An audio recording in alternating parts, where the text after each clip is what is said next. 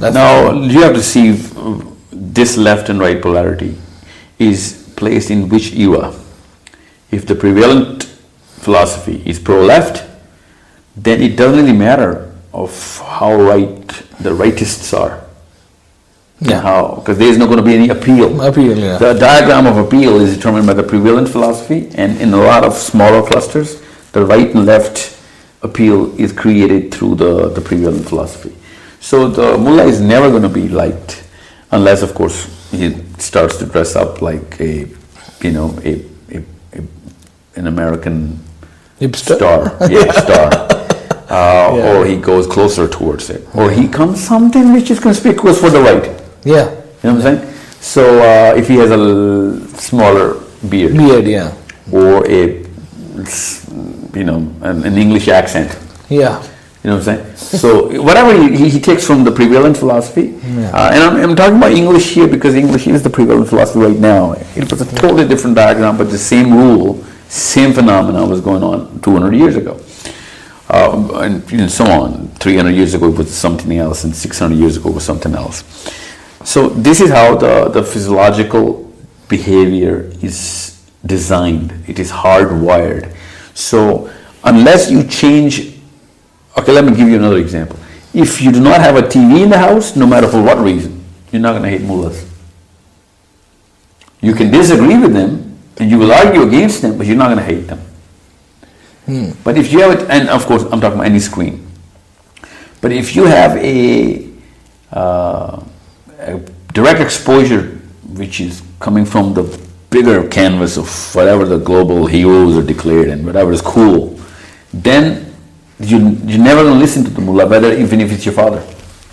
Even if he's your big brother, your father, most beloved sibling, you're going to be like, no, you know what, you represent someone who everybody hates, man. You've been Laden to me. You know what I'm saying? You're Zawahiri, and so on. So it's not that you hate it, it's what you love. Is where the definition of your beloved are coming from, the definition of your beloved, and that's coming from the prevalent pop culture. That's why the mullah is. This is science. This is not about how much of a believer you are in religion. It doesn't really matter what kind. So let me ask a very serious question here. Would you put your own child in any of the madrasas of Pakistan today? Yeah. If there is a thought leader in that madrasa, yeah, why not? See, if you Which one, for example? I would have to test that because right now my kids don't go to school. Really? Yeah. Okay. Yeah, And my kids are getting tuition. Yeah. Because I knew that this is exactly because I had to start with my own kids if I was trying to actually change the diagram of the education sector, which we are professionally. So we can't just say, you know what, my kids go to Beacon House, but you got to change how Beacon House is designed, and that's what my experiment yields. They'll be like, dude, why are you putting your own kids into fire and you're telling us you're going to take us out?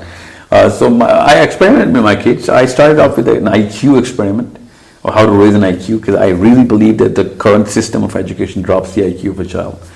And it caps it as well, not just drops it, locks it. So, but that's not the question. For example, if you do not want to send your child to a school, then why do you want to send your child to a madrasa?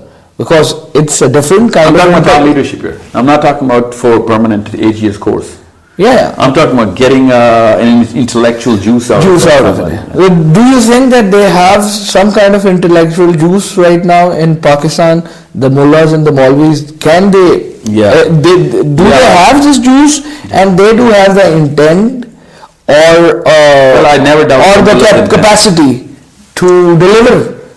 When it comes down to quota intent, I think the Maulvi has a far superior intent diagram than anybody else. Intent. Competence, yeah, we can really talk about that. Because if they were competent, they would have been using a lot more science and put a lot more people under their banner. Right now, most of the people hate them, and you gotta admit. These are the Pakistani mullahs right now. 90% of them, the mainstream mullahs, are in politics.